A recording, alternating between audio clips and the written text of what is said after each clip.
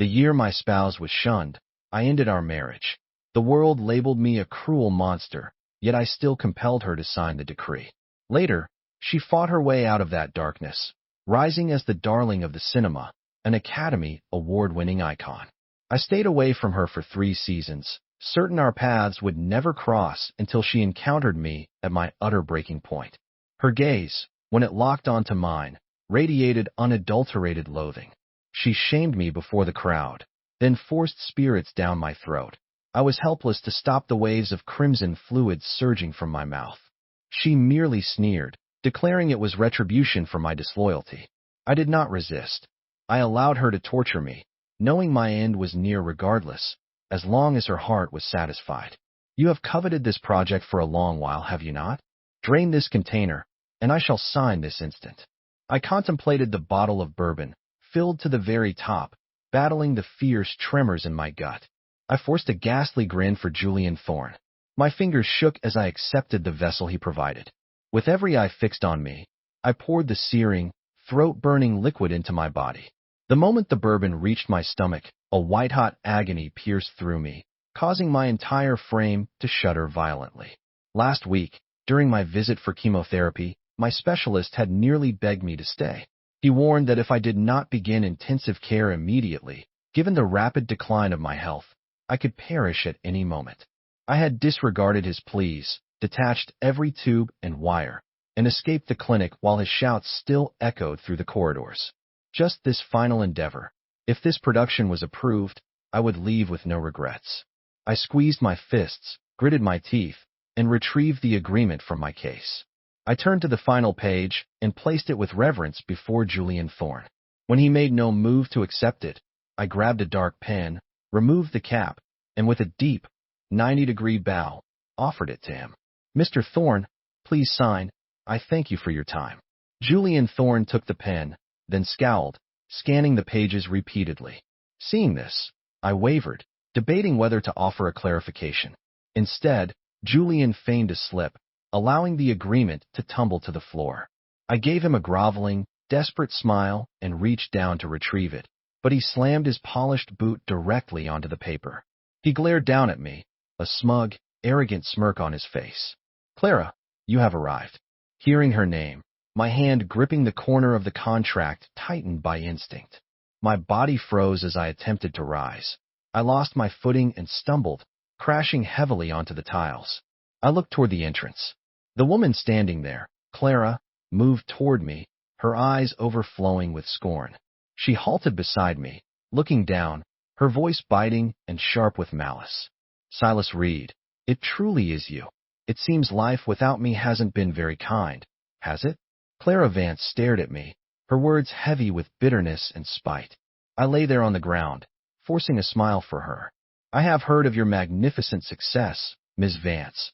I know every house in town is clamoring for you. Please, give our firm a chance. Whatever your conditions, we shall fulfill them. After I spoke, my jaw ached from the hollow grin. The fire in my stomach was churning without mercy. The intense shame made me desperate to flee this degrading moment. Clara always used to despise it when I was subservient, claiming it stripped me of my dignity. I hoped today that same revulsion would make her want me gone swiftly. As I had expected, she looked away in disgust and took the seat beside me. She grabbed an unopened bottle of aged bourbon from the surface, held it out to me, and said coldly, "Finish this, and I might consider giving you an opportunity." I looked up at the full bottle of spirits. My stomach twisted violently. I pressed a hand over my lips, forcing back the bile rising in my throat. I gave a strained laugh and shook my head at Clara. Ms. Vance, I already finished one bottle. If I drink this, I fear it might actually destroy me. Clara's eyes dropped, a flash of irritation, then pure hatred crossing her features. She signaled to the entrance. Her guard, who had been lingering there, immediately marched toward me. He pinned me down, forcing me to my knees before Clara. Her eyes were full of scorn as she grabbed a tool, opened the bourbon, and then, seizing my jaw with one hand, ruthlessly poured the liquid down my throat with the other. Silas Reed, you owe me this. Clara Vance knew I could not handle my drink, yet she still forced that entire bottle of bourbon down my throat before everyone. Only when the glass was empty did she release my chin, a look of triumph on her face. The instant she let go, the fire in my gut exploded. Covering my mouth, I raced for the washroom. The moment I reached the basin, the contents of my stomach erupted in wave after wave. The agony was unbearable, like blades carving through my vitals, tearing my inner lining. I saw dark crimson splattered against the white stone and frantically cleared the evidence. In my side vision, I saw Clara standing in the doorway. She was watching me with horror. I quickly wiped the stains from my mouth with my sleeve. Then, steadying myself, fought to stand. I finished that bottle as well. Regarding the production, our firm, I will have my team reach out to your manager. Thank you, Ms. Vance, for granting me this chance today. I leaned against the frame, bowing my head slightly toward Clara, but she seized my collar, slammed me hard against the wood, and glared at me, her eyes burning. 3 years ago, when I was ruined, when the world was tearing me apart, you forced me to sign those papers. I thought you would be thriving. I never dreamed you would fall this low. You didn't expect this, did you? I won 3 massive global awards. I became a premier star. Not only did I stay in the industry, I made a legendary return. Silas Reed, do you regret leaving me in that pit to save your own skin? Clara glared at me, the hand clutching my jacket shaking slightly. I quickly averted my gaze from her eyes, which seemed ready to consume me. I adjusted my coat, pressing my lips together to keep the blood from escaping. Why didn't you answer? Clara released my collar with a sharp sigh. She had been holding me so tightly that when she let go, I was caught off guard. My legs failed, and I collapsed, kneeling right before her. She watched me and let out a harsh laugh. From this moment on, Silas Reed, your career in this industry is dead. I will use every tie, every asset I possess. Anyone who assists you is making an enemy of Clara Vance. Even if you crawl on your knees pleading for a job like you did today, no one will help you. Clara leaned down, her eyes smoldering with resentment as she watched me. Silas Reed, I am going to make your life a living nightmare, with no one to help, just as mine was because of you. I could not meet Clara's gaze. My heart throbbed with a sharp, piercing ache. My lips moved. That project memo, I already discussed it with Mr. Thorne. Could we possibly? She turned away with coldness and commanded her guard. Get this pathetic wreck out of here. Cast him as far away as possible. I fought desperately, trying to escape the guard's hold. Just this last bit of funds, and then I could pass in peace. I did not want anyone bothering Clara because of me after I was gone. I struggled, yelling at Clara, just this one final deal. Ms. Vance, if you let me sign it, you can have my life, I promise. Clara stared at me, her face one of pure contempt. Silas Reed, do you truly believe your life has any value to me? I looked at Clara's frigid, distant face, hopelessness drowning me. I let the guards haul me out. They tossed me roughly onto the stone at the building entrance. When my body struck the hard floor, a metallic taste filled my mouth. Then, with a heave, I expelled a massive amount of blood. I pushed myself up from the ground, a total disaster, and staggered toward the street. I had to reach a clinic fast.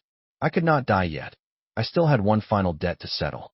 The cab pulled up to the clinic doors. I leaped out as fast as I could, running on sheer will, and dashed toward the main gates. But it was too late. I perished right there on the steps in front of the clinic.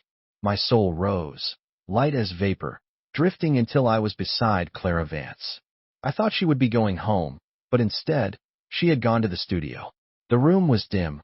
She sat on the chair, eyes shut, buried in thought. A noise came from the hall. I tried to hide behind the frame, then remembered I was a spirit. No one could see me. I drifted softly to Clara's side, and we both looked toward the door. Julian Thorne pushed the door open, his arms full of boxes, his eyes finding Clara immediately. That little bakery on Oak Street was closed, so I found another place. Try these, see what you think. Julian opened the items one by one, setting them before Clara. He carefully offered a pair of gloves and gave them to her. Clara put on the gloves, took a bite of a pastry, and before she even finished, she spat it out in disgust. This isn't right. It's too sugary, too oily. Don't get these again. Seeing Clara's picky face, a sharp pain cuts through my spirit. I wanted so much to reach out, to take her hand, but I could not. I could not even brush her skin. That bakery on Oak Street had been my favorite place in school. At first, Clara had not liked it. I had nagged her every day, pleading with her to go with me. After a while, she had naturally grown to love those pastries as much as I did. In recent times, the elderly owners had aged. They only made a few dozen a day. If you were late, you failed. I was hungry but lazy. I would always ask Clara to go with me the next day, and then I would sleep in. But every time, Clara would have a fresh, warm pastry waiting for me, the sweet aroma filling the room. I knew she had risen before the sun, waited in the cold, and bought it for me.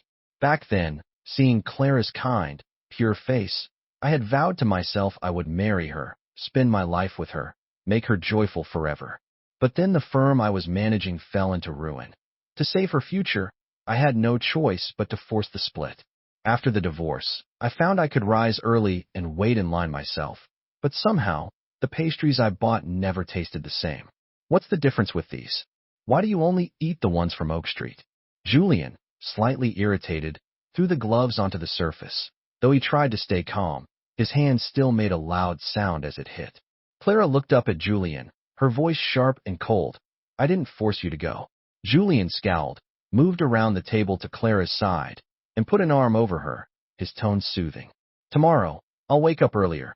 I'll go to your favorite shop, okay? Seeing Julian's arm around Clara, a bitter feeling rose in me, but I knew she wouldn't stay alone. Besides, I was gone now. Clara pushed off his hand, looking away. Julian, just go. I want to be by myself. By yourself, Clara? Don't think I can't see it. You just want to get back with Silas Reed. 3 years ago, you begged me to help you alter his pay agreements. Later, when the firm had issues, wasn't that you using me too? After the crash, you worked your brain trying to throw Silas out, fearing if you waited too long, he would find your plot and get the Reeds to break you. But you didn't expect him to leave first. It was you who told me to use my family's power to spin the story of Silas forcing you out, making you the victim. For 3 years, against my family's wishes, I helped your firm go public, paid off officials to make you a star. You said that once you won, you'd marry me. Are you trying to run now? You should know. If I can build you up, I can also make you fall, lose it all. Julian glared at Clara, his eyes full of threats, as if reading her mind. I stared at Clara, my eyes wide with horror. Everything I had suffered for the past 3 years felt like it was breaking in that one moment. I hovered around Clara, desperate for her to speak, to tell me Julian was lying, to tell me she had never done such things. But Clara rose on her toes, pressed her lips to Julian's, her eyes full of a dark charm, her voice a soft whisper. Darling, how could I possibly want to leave? Watching their kiss, I grabbed my head, desperate to escape that room. I lunged toward the exit in a fury, only to be stopped by a wall of light. I fell to the floor in agony, pounding my chest where my heart should be, but I felt nothing. I could not even feel a pulse. I covered my ears, trying to block the sounds, but it was futile. No matter what I did, I could still hear them. I sat in the corner, memories of Clara and me rushing back. I was the Reeds' hidden son. My mother died at my birth. The Reeds had always treated me with cruelty. Most people didn't even know I was their blood. From a young age, I knew the Reeds wouldn't give me a cent. If I wanted a life, I had to build it. Right after school, I started my own work. I had looked at the new world of short films. Clara and I talked about it. She agreed it was a risk worth taking, so we started a firm right after graduating. We gathered every dollar, rented a room near the school, and began our path. At that time, digital series were new. We dived in. I was a fast writer, so I did the scripts and the editing. Clara was stunning, with a perfect look, so she was the star. We worked every day, but we had no fans, let alone deals. After 3 months, we were empty. We couldn't even pay the landlord. The man threw our things into the cold and told us to leave. On a freezing, snowy night, Clara and I walked with our bags, feeling the last few dollars in our pockets. We decided to get one meal, film one last scene, and then quit our dream to find real work. We were making a drama, and for that last scene, we wrote a real ending, wanting to finish it right. Suddenly, an old clip went viral, hitting millions of views. That night, Clara and I sat under a bridge, eating ramen, yelling with joy. The views rose, and fans came by the thousands. Clara and I used that to get deals and started selling to make money. By our second year, our firm had many workers, and we were free. We turned our small studio into a real firm. After the value hit millions, we planned to go public. Everything was ready, but then ruin struck. There was a problem with Clara's papers, leading to a search. The money for our new show stopped, and sponsors left. We were back at zero. I looked at the broken papers on my desk, the messy reports, and then at Clara, whose face was white. I held back the angry words. I told Clara it wasn't her fault. It was normal for her not to see these flaws. Life has ups and downs. As long as we were well, we could return. But I never expected that a pain in my stomach would lead to a terminal illness, and not just any sickness, but a fast, deadly one with a small chance of life. My doctor told me it was early. If I stayed, there was a hope. He told me not to stop. I didn't stay. Instead, I left. Back at the firm, seeing the mess, the texts for money, and dealing with the Reed family who wanted my shares, I made a choice. I took the debt and forced Clara to leave. For these 3 years, to pay the money, I worked until I broke, ignoring my health. Even knowing I was dying, I believed in finishing my work. I felt so much pain only to find out it was all a trap by Clara. I looked at them on the chair, a look of joy on their faces. I felt so sick I wanted to destroy them. Julian was leaning into Clara's neck. When we wed, I want Silas Reed to be there. Julian's words were cut off by Clara's phone. She answered, her face turning dark. She grabbed her jacket and ran. You're lying. How could Silas Reed be dead? The room at night was cold and dark, a place that made you shake. Clara had come in a rush, even fixing her jacket on the way. One of the buttons was still wrong. Her hair looked messy. She stood by my body, head down. I drifted by her, looking at the still form of myself. When I fell, I must have cut my face on the steps, because there were marks. I scowled. The doctor was so messy. Couldn't he have cleaned my face? I sighed. Over the years, I owed the doctor much money. I planned to pay him too. Poor doctor, stuck with a guy like me. Clara, who had been still, took a step. She looked at me for a long time, then laughed. Silas Reed, are you trying to win? I made you drink 1 bottle, and now you're here playing dead? Do you think I believe this? Clara pulled me up from the slab. She held my shoulders, her eyes full of rage as she looked at my face. Silas Reed, I'm telling you, stop this. Even if you are dead, I won't help you, and I won't bury you. All these years, don't think I didn't know. You said you left the Reeds, but you were talking to them. You wanted to use our firm to go back to them. That's why I joined Julian Thorne to break the firm. The firm was my work, my chance to be free and rise. I want to be great, to be at the top. I couldn't watch you give it to the Reeds. Seeing Clara, my eyes went wide. So she was watching me. When the firm started, the Reeds did talk to me. They wanted to join us, but I said no. They tried to scare me, using my mother's things. Seeing their greed, I fought. Our firm did have issues then. The reason I never told Clara was because I didn't want her to fear. I didn't want her to be mad at the Reeds. I didn't want it to stop her acting. I never knew she saw, and even thought my meetings were proof I was leaving her. She never asked. She just went to Julian. I never thought the woman I loved would be so wary of me. Suddenly, there was a noise. Clara laid me back and looked. Seeing Dr. Ben Thorne in his coat, she laughed, then pointed at him. You're his doctor, right? Come and see. Isn't he just faking this to bother me? Dr. Thorne pushed her hand away and pointed at my body, looking at her with anger. I'm Silas Reed's doctor. We found alcohol in him. I've told the police, and they've started a search. The police know that Silas was forced to drink a lot before his death, which killed him. I think the police will call you soon. I hope you can keep this act up. Clara's body moved. She looked at me, a flash of fear in her eyes. She said, No, how could he be dead? As the sun rose, I followed Clara to the station. Julian and the doctor came too. Seeing Clara, Julian went to her and took her hand. His face was mixed, but he smiled. Clara, is he really gone? Clara looked at Julian with hate. What, are you happy? Julian stopped, then spoke. Where do you see me happy? I'm just worried his death will hurt us. I'm worried about you, Clara. Clara held her fists, saying nothing. I looked at Julian. Though Clara seemed to follow him, I knew she didn't like him. Clara was only with Julian for the firm and her fame. I shook my head. This woman would do anything for her work. A cop brought my things. Dr. Thorne must have found them. My health was bad. I would faint. Afraid no one would find me, I gave the doctor a key. I never thought he'd use it. The cop looked at Clara. You're Silas Reed's ex-wife? Clara looked at the items, then nodded. The cop gave her a folder. These are the debts. Our search shows this was shared debt. Later, He took it all himself. This is the last of it. He paid the rest. The cop showed the records. The debt is $50 million. This is what he paid. Look and see if it's right. Clara, holding the bill, looked at the records, shocked. She said, how? I cleared the firm's debt. Why would he pay? And why him? What about the Reeds? Didn't they help? The cop scowled, found the paper where I left the Reeds. In the paper where I took the debt, it's all here. Clara held the papers, her face white. She looked at Julian with fury. Why was Silas paying this? After he left, you said you'd return the money you took. Why'd he have to pay? Julian, scared, tried to talk, but the doctor stopped him. He looked at them with hate. I feel sorry for that fool Silas. When your firm was in trouble, he was afraid the Reeds would use it. To make sure you lived well, he took the debt and left his family. To pay it, his cancer got worse because he didn't get help. Last week I begged him to stay, but he said he had to sign one last deal. Once he got the pay, he'd be free. Silas didn't want you to have debt, and you say he already paid? Do you have a soul? The doctor was firm, looking at Clara with hate. After hearing this, Clara's face went dark. She turned to Julian. So this was you? Where's the money Silas paid?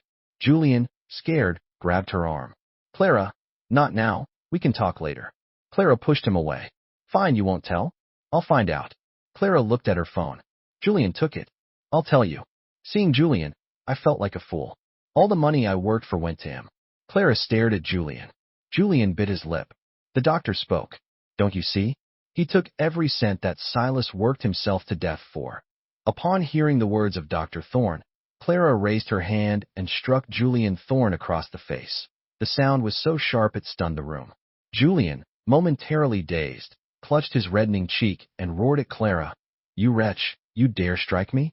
Julian grabbed a handful of Clara's hair, cursing, which one of us came crying to me first, begging me to oust Silas Reed from the firm?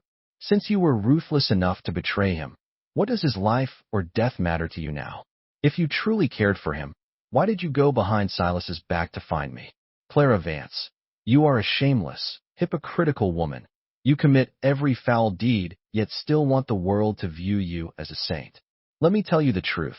The firm isn't yours anymore. It belongs to the Thornes. I should thank you.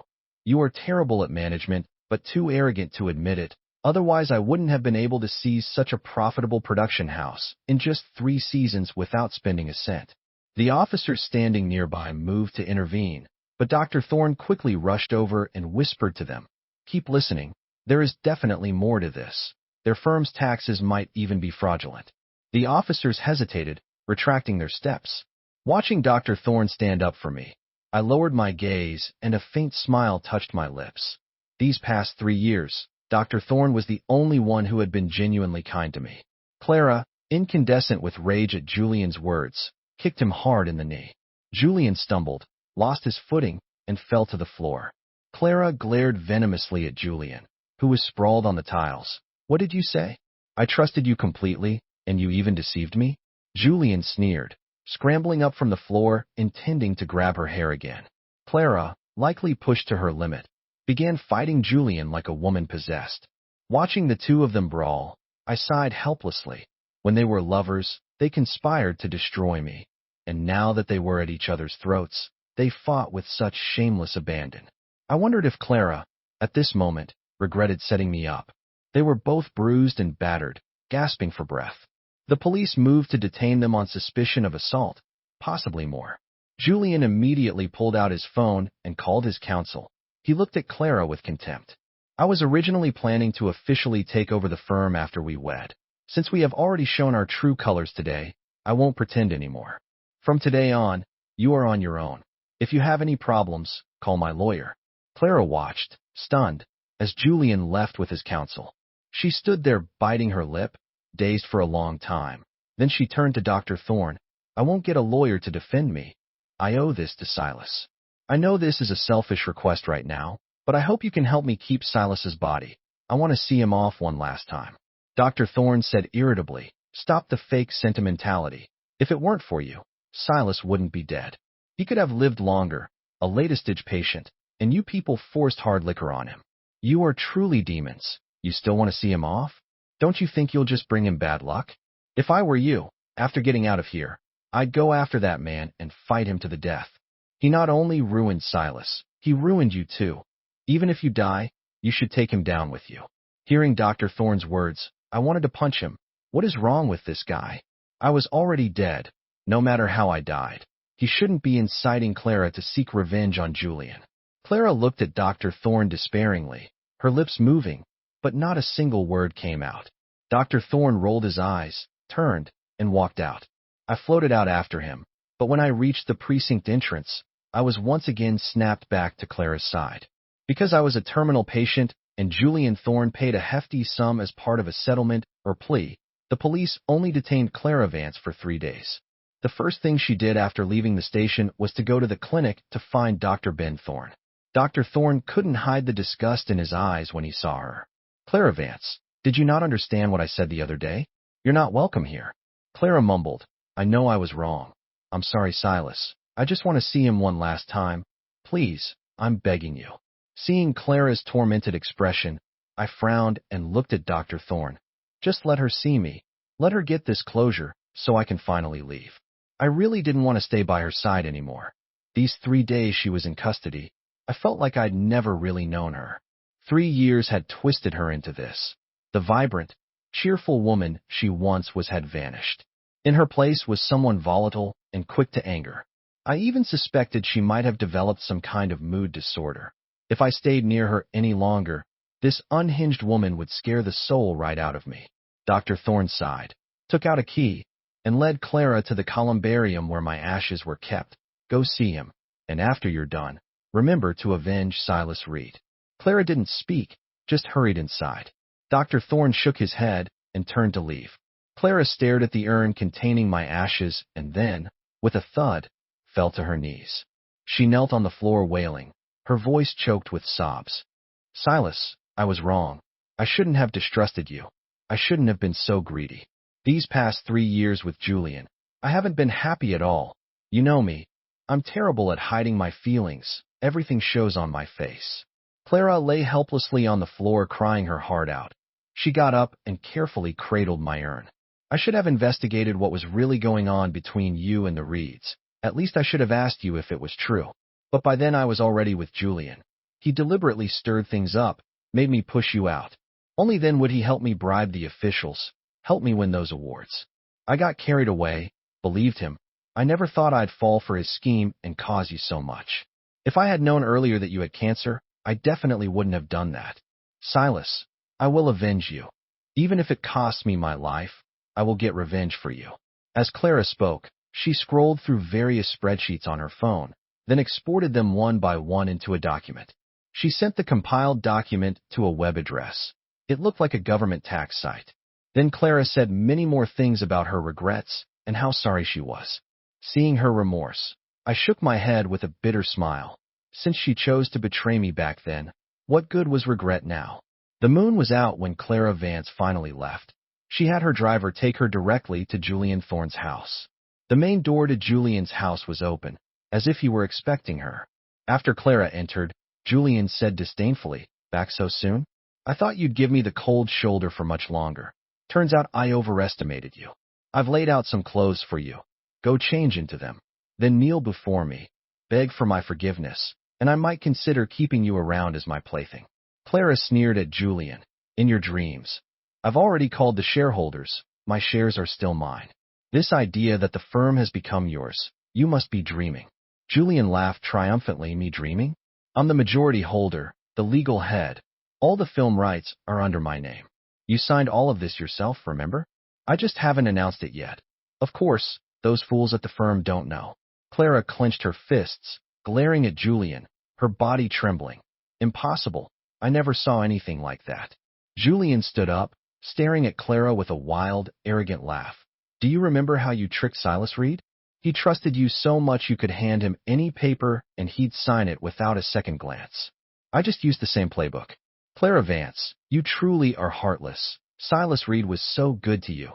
Even split the firm's shares 50-50. You're just insatiable, aren't you?" Clara stared at Julian, enraged, shaking all over. "I'm calling the police. This is fraud." Julian raised an eyebrow, laughing loudly. "Go ahead, call them. Let all those people who were so righteously cursing Silas Reed for your sake back then see just how you bully people. After Julian spoke, Clara grabbed a fruit knife from a nearby bowl and lunged at him. I didn't come here tonight planning to leave alive. I'm going to avenge Silas Reed. I'm going to kill you. You're going to die? My heart lurched as I saw the blade in Clara's hand. Julian, seeing her coming, tried to dodge, but Clara was too fast. The knife plunged into his chest. Help! Murder! Call an ambulance quickly. Julian screamed at his staff. When the help rushed in, Julian was slumped on the sofa, blood pouring from the wound in his chest. Clara spat in Julian's face. This is all your fault. You drove a wedge between Silas and me. You deliberately got close to me to slander him. I wronged Silas, and you wronged him too. And you actually had the gall to think your Thorne family could take over our firm. Clara burst out laughing. Julian Thorne, dream on. I've already submitted the evidence to the tax office. Let's go to hell together. Clara threw her head back, her laughter chilling and grotesque. She pulled the knife from Julian's chest and plunged it forcefully into her own. She lay on the floor dying, her gaze fixed on the diamond ring on her finger. Silas, wait for me. I'm coming to apologize to you now. When we get to the other side, we'll be together again. This time, I promise I'll only love you. After Clara died, my spirit suddenly felt lighter. To prevent ever encountering her again, I desperately floated upwards.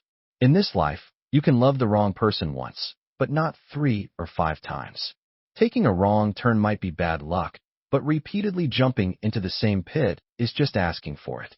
When I had floated high enough, a dazzling white light suddenly flashed before my eyes, and then I completely vanished. Clara Vance, goodbye and good riddance.